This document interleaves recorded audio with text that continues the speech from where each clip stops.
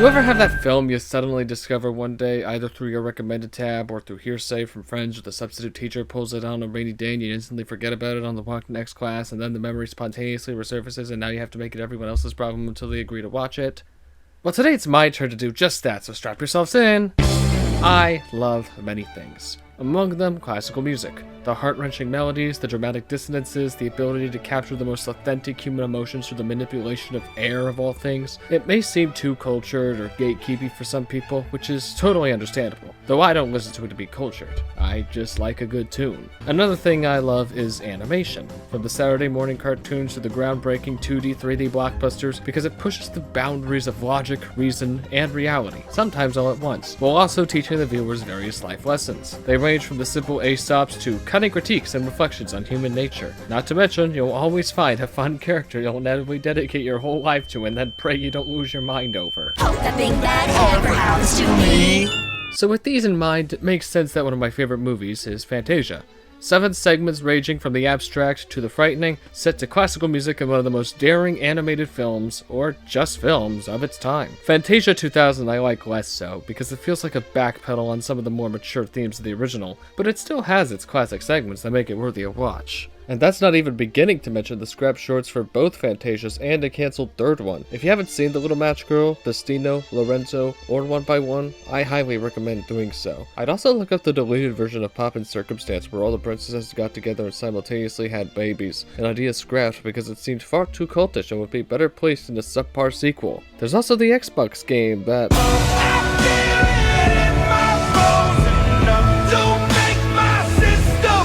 The less said the better. Moving on. The problem with Fantasia being good is that maybe it's too good, to the point where Disney now owns the concept of setting animation to classical music. Do it yourself and you're not being a fresh artist taking two mediums and combining them. You're just ripping off Disney. If only there was some brave artist out there who challenged that mentality and went ahead to make the real next Fantasia. And 50 years ago, that's what we got. Sort of. On March 12, 1976, a live-action animation hybrid film entitled Allegro non troppo premiered in Italy. The film was directed by the country's premier animator, Bruno Bozzetto, creator of the iconic character Mr. Rossi, pastiche of American superhero films The Super Vips, pastiche of American Western films West and Soda, and, if you squint hard enough, country balls. He's often referred to as Italy's Disney, a term he's always rejected because he was always Italy's Bozzetto. He was definitely inspired by Disney though, especially Fantasia. It was the bold film that inspired him to follow in Disney's path and produce the next big classical animation hybrid that pushed its musings on the world even further. But he was aware of the challenge. How do you make a film like that without being dismissed as a ripoff? The answer? Use humor. The framing device of Allegro non troppo involves a charlatan host marketing an original concept while also getting into fights with Disney's legal office on the phone. Sostengono che questo film, cosa assurda, l'avrebbe già fatto parecchi anni fa, un certo Grisney, un americano, insomma. Okay, I guess Grisney in this case. Already, I think this is a great way to start the film. It simultaneously makes fun of itself for being a film that treads too close to the footsteps of Fantasia, and of Grisney for cracking down on any other ideas it deems too similar to its own. The orchestra he wrangles up like cattle consists entirely of old women with instruments that couldn't possibly play the music heard throughout the film. Il direttore d'orchestra! The conductor is a psychotic madman who isn't above beating any of these old ladies up, and each segment is brought to life by an animator who's locked in the basement of a dungeon like he's a serial murderer. If I got a ticket to this concert, emphasis on the con, I probably would have expected the unknown to show up as well. Throughout each live action scene, both the host and the conductor get fed up with the artist's work. They want something light and happy, but he can only give them bleak, biting commentaries on contemporary issues. Meanwhile, the artist falls in love with a picturesque barefoot maid who gets treated like crap by our antagonists. There's also a gorilla, and he dances with one of the old ladies to some Dixieland jazz. I mean, it makes sense if you watch the movie, but it'd still be great if there wasn't any previous context. I don't want to rank the segments in any way. I love them all equally as if they were my children, but I do want to discuss them based on how much I think about them from least to most. And the one I probably think about least is the Vivaldi one, but it's still a vibe. The story is simple. A bee wants to enjoy her afternoon lunch without any distractions, but constantly has to run away from nature's deadliest predator, a straight couple. Pretty basic commentary about the human impact on nature, but the rotoscoped animation on the couple was nice, and the bee is cute, and I like how the bee stinging the guy's butt transitions perfectly into the bee stinging the conductor. Did I say that there were 6 animated segments in this film? That was a lie. There's actually a 7th segment after the artist and the maid turn into cartoons and float into the void. I'm not asking about it. Why are you? With his scam concert in shambles, the host calls an old Igor-like hunchback named Franceschini to find a suitable finale for the film. And those finales are definitely interesting. They feel more like table scraps and excuses to do extra animations. Most work, some don't. My favorite is the prince who keeps trying to convince a princess to jump out of a castle with him, repeatedly fails, and then she dismembers him. Also, one of the endings is literally a scene from a Miraculous episode, and I choose to believe it's not a coincidence. But in terms of how much I think about this segment, it's usually about as long as the finales themselves, which isn't for long. Probably doesn't help that I don't like Franceschini either. His old, dumb, goofy disposition wears thin after a while. A while's like 20 seconds, right? The segment on Debussy's Prelude to the Afternoon of a Faun opens the film up, and it's about an old satyr trying his hardest to court younger nymphs, whose rotoscoping is not nearly as good as the filthy straight couple in the Vivaldi segment. The segment clearly riffs on the Pastoral Symphony one from Fantasia with its mythic Greek setting, except where that one got in trouble for racism, this one gets in trouble for misogyny. I mean, for one, they are all naked. Look at all these censor bars I have to put up. I also really don't feel for the satyr in his quest to find a younger lover. I understand the theme of the segment is that you should gracefully accept when it's too late to find a partner, even though it's hard in a society predicated entirely on sex to the point where the entire thing takes place on a nude woman's body. But even so, I find the satyr to be a very unsympathetic protagonist. Like, look at his face here when he's trying to chase one of the nymphs down. That is the face of perversion, not desperation. What society made him this way? Yeah, and it was his choice to stay this way into old age. It does have some neat visuals though, and it also has the boob tree. I love the boob tree. I don't even like boobs, I just appreciate its existence. And like I said, the themes are solid and relevant, so it serves as a good opener for the rest of the themes in the film. After that segment, well, after another orchestra scene where the host accidentally breaks one of the old ladies into a dozen or so pieces,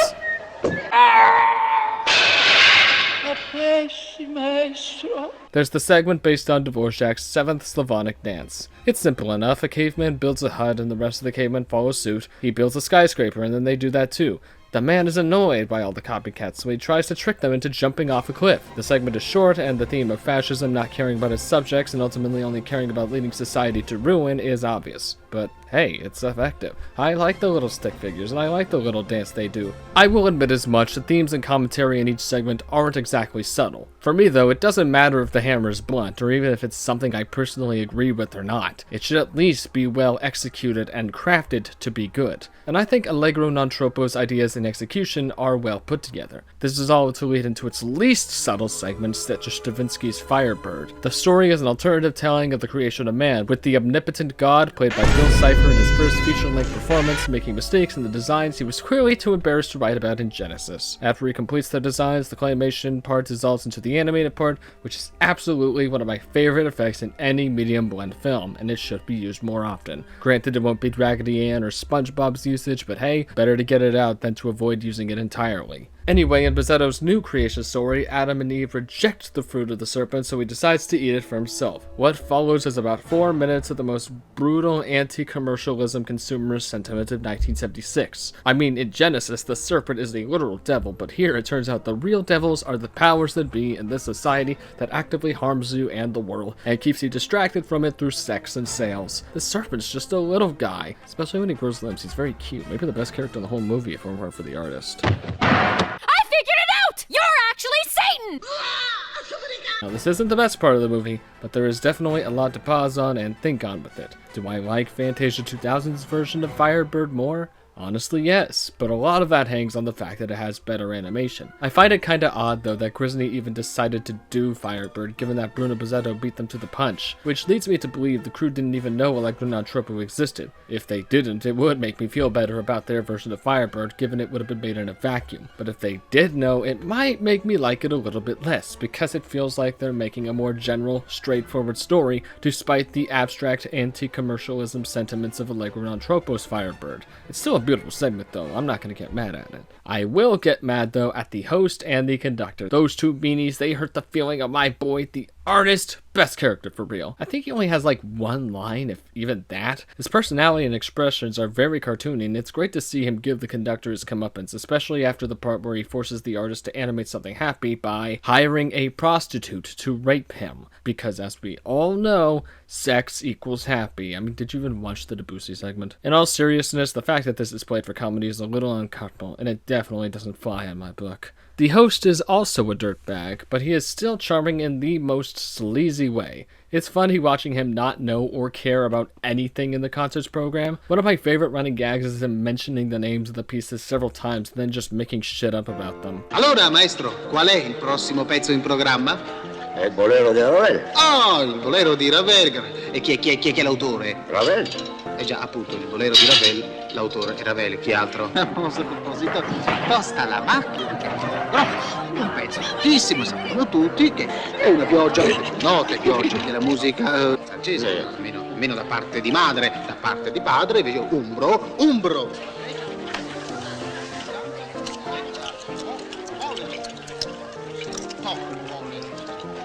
Cielo di fuoco di Dostoevsky. Il Bolero di Ravel.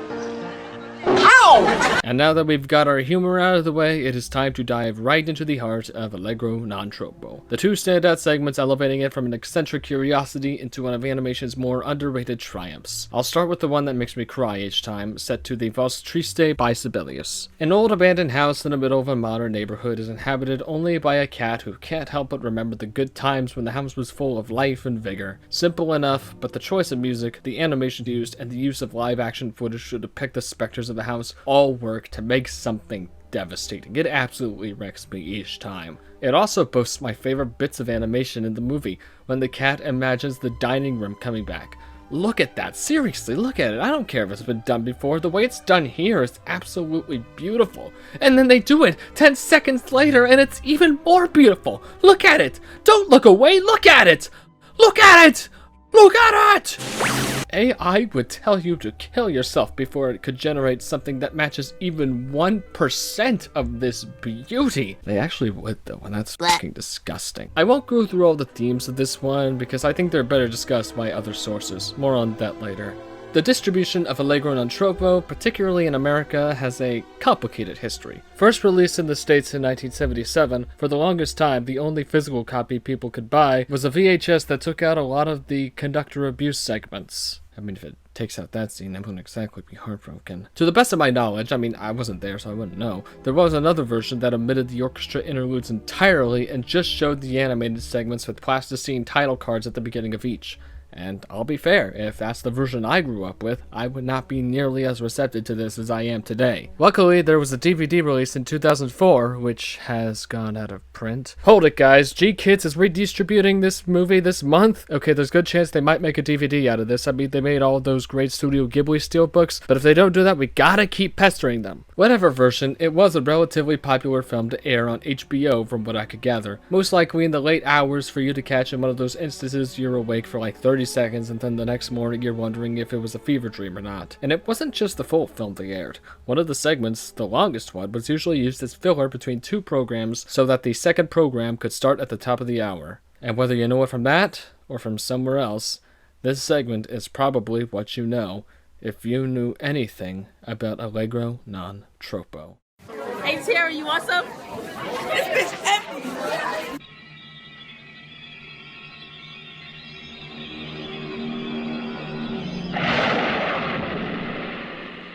The Ravel's Bolero section, ostensibly a parody of Fantasia's Rite of Spring section, starts off with the most iconic shot of the film, a Coke bottle being flung from a spaceship about to leave a barren planet.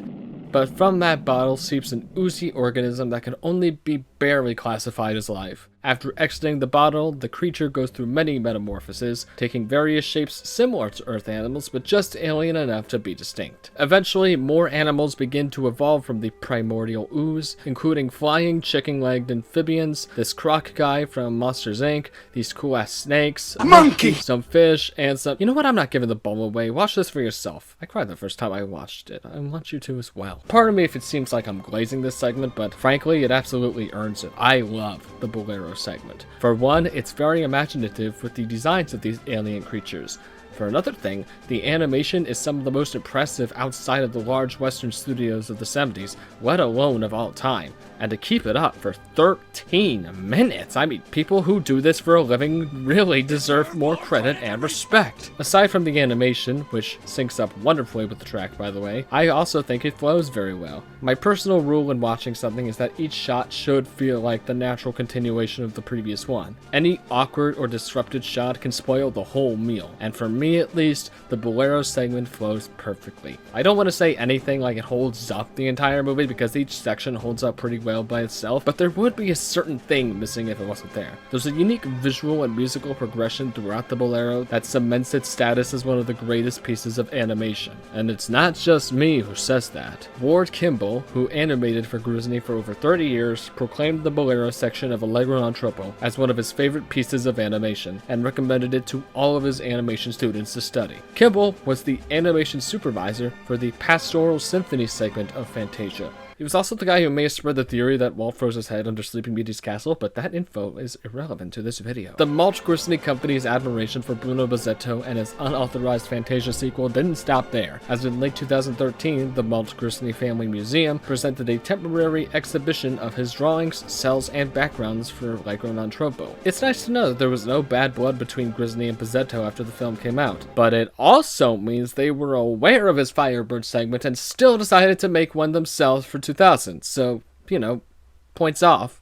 Disney. And that's Allegro non troppo, a strange, funny, sad, psychedelic, uncomfortable, overall unique experience. There's plenty more I could talk about with this film, but instead I'd like to take this time to recommend some further reading. Allegro non troppo, Bruno Bozzetto's animated music by Marco Bolano is one of the first in-depth English language texts on Bozzetto and his film, and it goes way deeper than I could ever hope for in this video. He tackles the symbolism in both the animated and live-action segments and contextualizes it through Bozzetto's own life story and the 1970s Italian culture it came from. It's a great read that I absolutely recommend after watching the film. Archive link in the description. But where can you watch the film? Not on D+, that's for sure. Or on any other streaming service for that matter. There are a few copies scattered online to tide us over before the G-Kids reissue hopefully comes out, but I find them to be mostly middling in quality for different reasons. The most viewed version on YouTube is drowning in pixels and there aren't any subtitles. Meanwhile, Archive has a remastered version with much better video quality, except it's cropped oddly and you miss a few details. And the audio might be even worse. The Valse Triste sounds like it was compressed 50 times and then recorded underwater. Luckily, I was able to find a decent quality video with English subtitles on a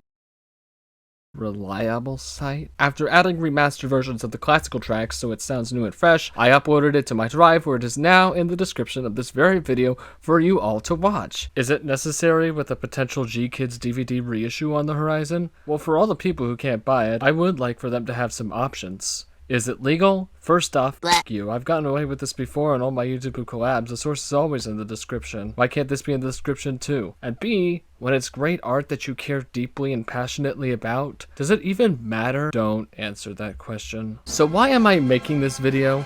Because I really like this film and I want more of my friends and subscribers to know about it. And hey, if the funny crap man logs this on Letterboxd or recommends it at the end of a video, I'll feel as if I've done a positive service to the world. Not the world at large, but someone else's world. But what makes Allegro non troppo so special in the long run? Well, for me, I think the film represents something. That urge to say or do something even if it's already been said or done. The host and the conductor wanted to create an animation classical hybrid spectacle, even though they know they'll feel the wrath of Disney's lawyers. Granted, their ambitions were out of pure greed, and the ending implies these charlatans will pull the same stunt again tomorrow, but the artist who brings these scenes to life sees something more in this scheme. While some settings and in some cases shots are clearly derivative of the original Fantasia, there's never the sense that it's ripping it off. It's more like building off of it and expanding its style to see what more can be said about life, the world, and the human condition. Even the title feels like something a little more mature. You look at Fantasia and you go, ooh, fantasy, see, so cheerful. But then you look at Allegro non troppo, the tempo marking that translates out to not too cheerful, which is the most apt way I could describe this film. So even if what you want to make reminds people of something else, even if what you want to say lacks subtlety or has been said before, or even if it's not too cheerful, you should still say it. You've got ideas and thoughts? throw them out into the world, because they're always going to be worth something to someone, somewhere. Walt Disney knew this when he made Fantasia, and Bruno Bozzetto, one of the many someones, knew this as well when he made Allegro non troppo. Even if the only other major film of this sort that came out in its wake was another Fantasia movie, it was something, and somewhere, someone will carry that torch next. And no one can stop them, because you can't control an artist. Overall, I love Allegro non troppo. It gets 8.5 gorillas out of 10 from me. The sex scene is distressing to sit through, and it's a little full of itself, but good music and imagination. Wait, that's what the nostalgia critic said about Pink Floyd's The Wall! No!